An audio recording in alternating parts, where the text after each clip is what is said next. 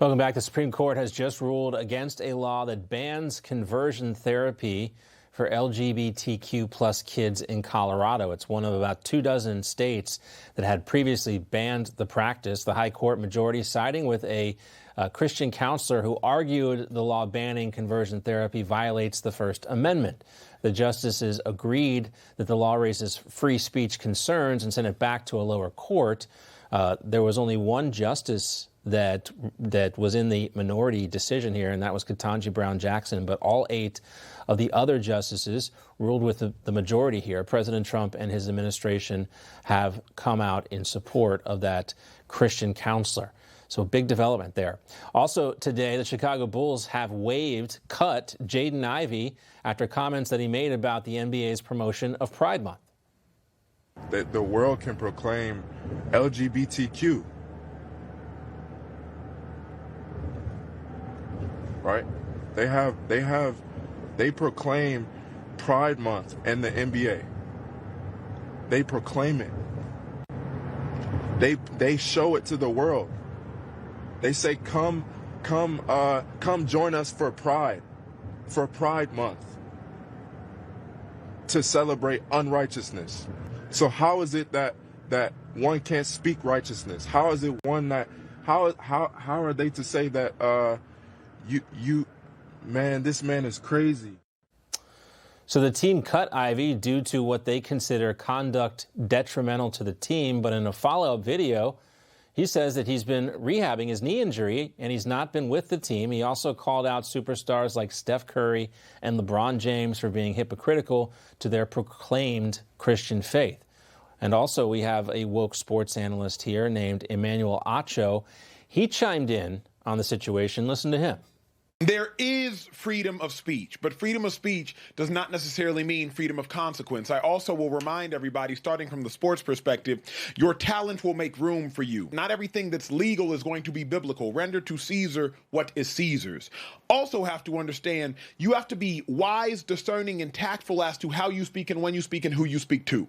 Jaden Ivey, if you want to quote Paul in Corinthians, Paul wrote what he wrote to the church in Corinth. He didn't necessarily write what he wrote to the church in Ephesus or the church in Galatia. In the same manner, Jaden Ivey, you got to use discernment of when you speak and who you're speaking to. So they're throwing Bible verses back and forth at each other. But basically, Acho's takeaway there is that speaking biblical truth requires wisdom.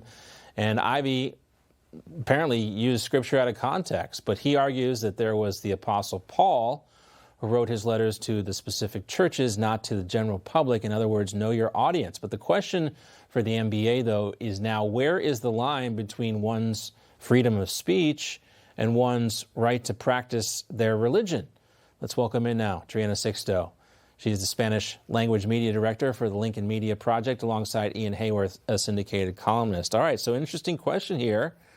Let's just, keep in mind that this NBA franchise is a private organization, so they can do what they want, effectively, I guess. But still, it does seem to me, though, there could be a violation of Ivey's First Amendment right to practice his religion. Driena, what do you think?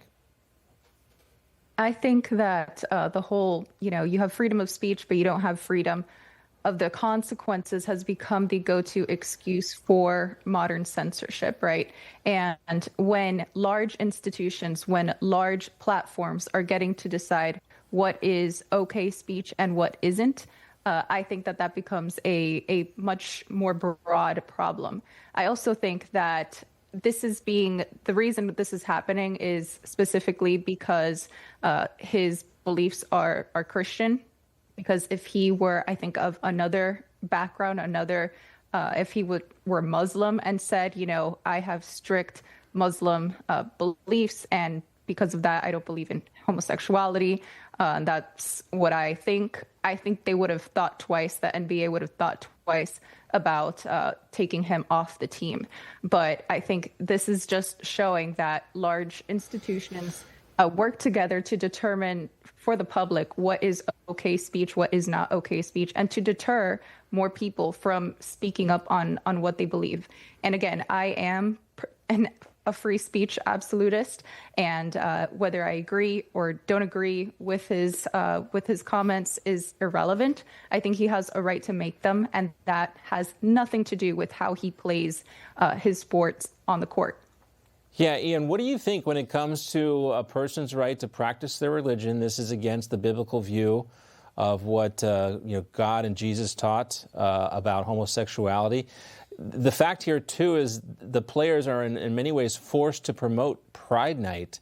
And Pride at these specific events, they're forced to show up. The contract sometimes requires it. Do you think that Jaden Ivey has a legal claim here that his First Amendment rights are being violated?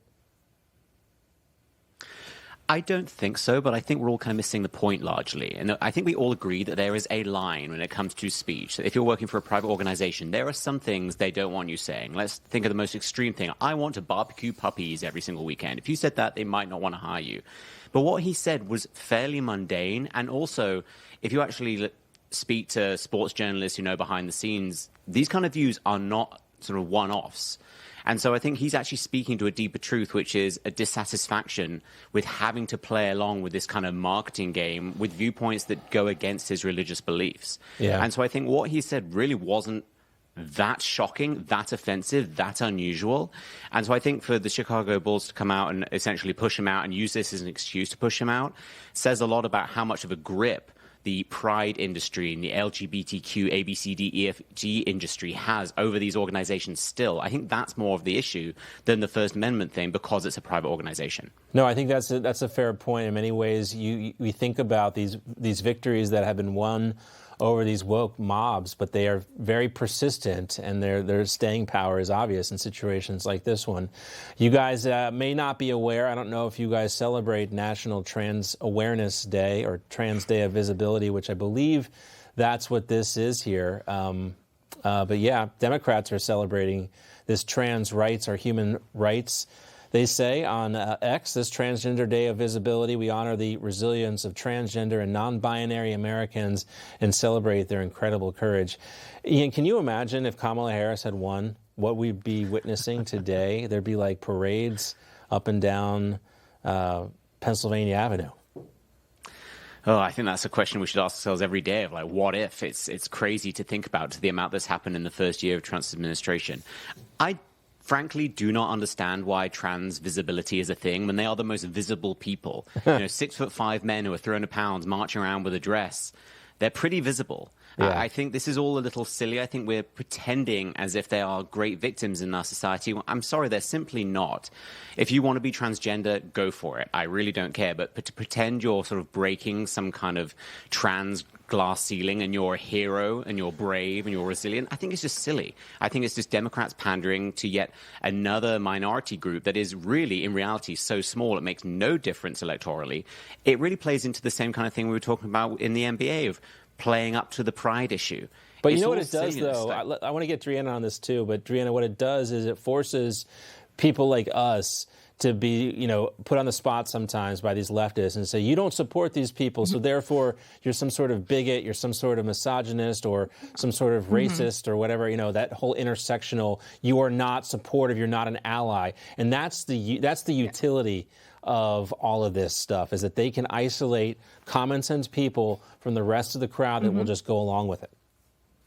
Yeah, absolutely. And I'm somebody that is very open-minded, as in I believe you should live your life as you see fit. The problem here is that the trans people almost demand that everybody else play along with this role that they're trying to play of the opposite sex. If they would want to put on a show every single day and play the opposite gender, that's up to them. That's their prerogative. Don't ask me to go along and be a supporting actor in the role that you're playing. Yeah. Okay. And I absolutely agree.